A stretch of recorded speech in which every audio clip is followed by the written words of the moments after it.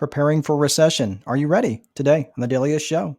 5, 4, 3, 2, 1, 0, ignition, liftoff.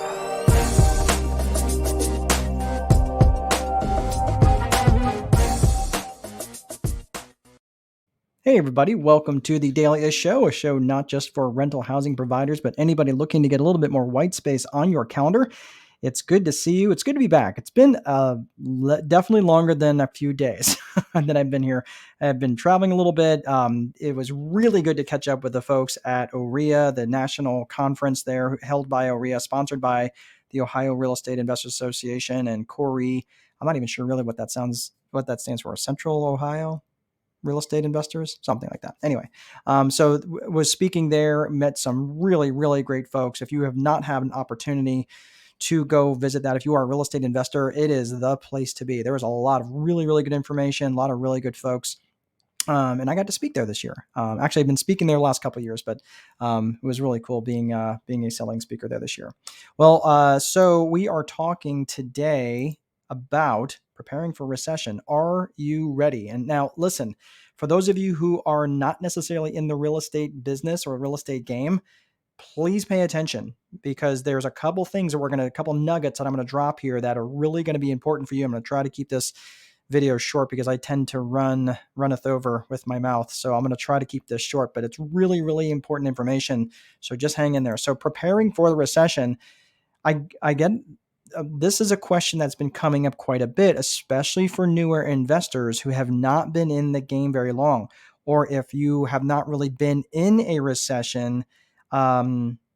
Maybe things have changed for you since '08, since the Great Recession, right? Maybe you're not really sure what to look for. You're not really sure how to prepare. Well, the reality is it might already be a little bit too late, but maybe you can start to shift some dollars around a little bit differently to prepare for it in case things do get sideways. I'm thinking we're kind of already working our way out of it, if you want me to be honest, but that doesn't mean inflation is over.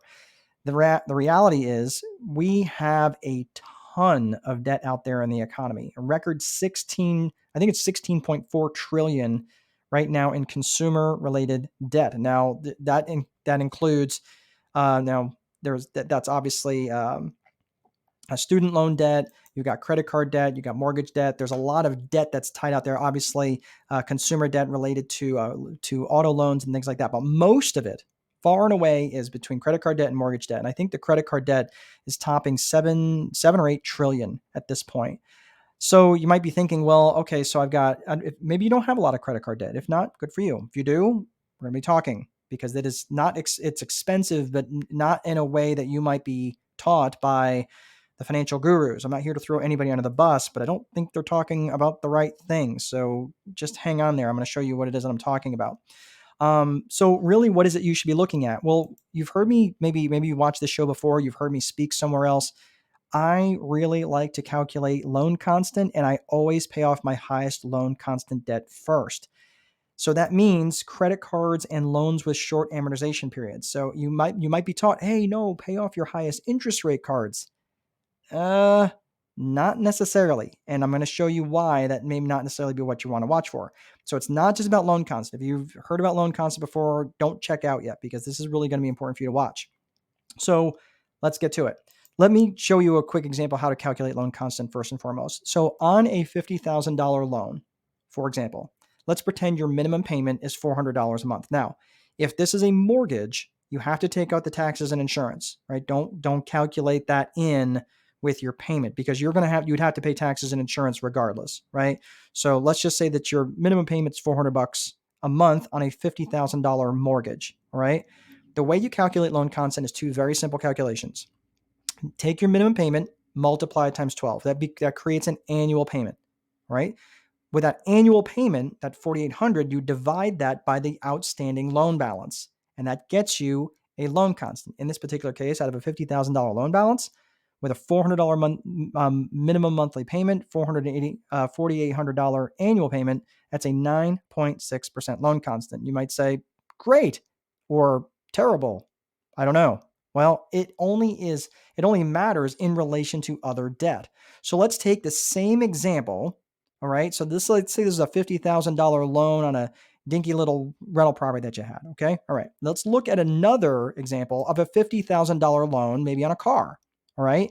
So this, I think I've amortized it over 5 years. So a $50,000 loan balance with a $950 minimum payment per month would be an annual payment of $11,400, right? Which is a 22.8% loan constant. So let's look at the previous loan of a 9.6% loan constant and then compare that to the 22.8% loan constant, right? Now, you might say, well, that's pretty straightforward. Two $50,000 balances, which one costs me the more in my cash flow? Well, the one with the highest loan constant. So generally, the way that I calculate this, or the way that I factor this is, let's pretend that I could, if I came into a lump sum of money, which would buy back more of my cash flow, right? So the problem is, it's pretty darn rare when you're going to wind up with two loans with exactly the same balance, right? Because you could say, well, with that $50,000 mortgage payment and that $50,000 car payment, it's pretty easy to compare apples to apples, right? Well, it rarely lines up that way. So what you do is you're still wanting to figure out which is the highest drain on my cash flow, and I want to pay off the loans with the highest loan constant. So let's look at something else. Let's take a look at this in the terms of on the context of a credit card balance. All right. So I have a $50,000 credit card balance. Now the credit card balances are always, the minimum payments are always determined by a percentage of the outstanding balance. Okay. So you guys have heard me talk about this before with, well, but it's free money if I get a 0% APR or intro rate, right? Most of those minimum payments are going to be 1%.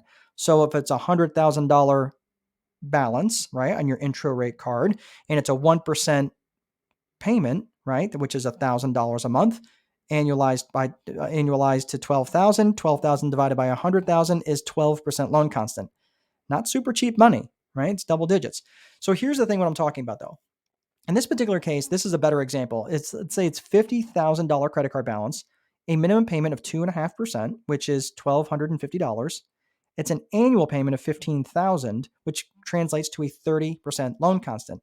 In the context of our other money, our other borrowed money, it's really expensive money. And the problem is it never changes because it's a percentage of the outstanding balance. As you pay it down, the payment goes lower and the loan constant stays the same.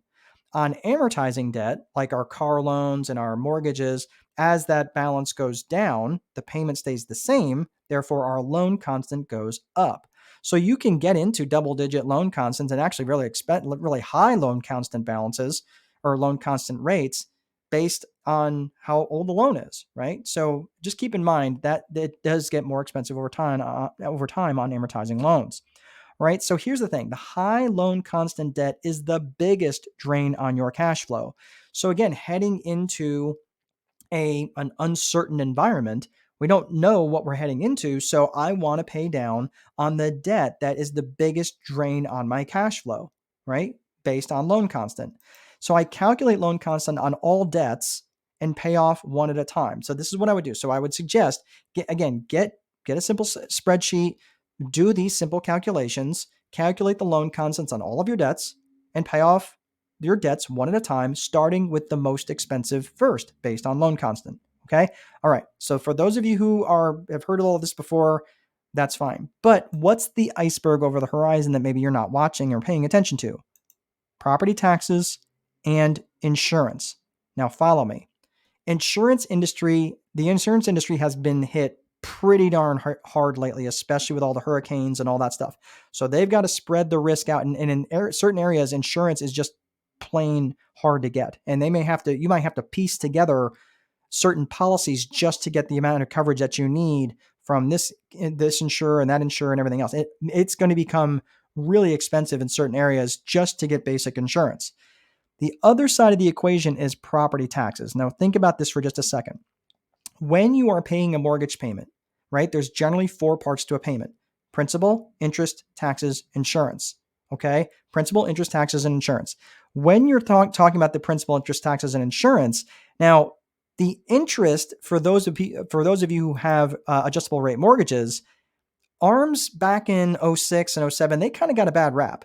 But if you're heading into a higher interest rate environment, or an uncertain environment, you definitely do not want an adjustable rate mortgage if you're planning on holding the property for a while.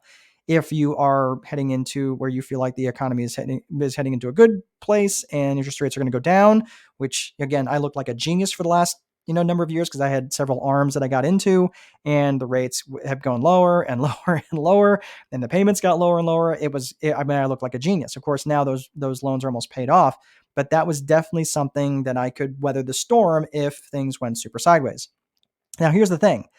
In terms of the other element, we talked about insurance, we talked about interest. Let's talk about property taxes. Property taxes for most municipalities and county governments, they are paid in arrears or they're charged in arrears. So they're going to run into shortfalls now.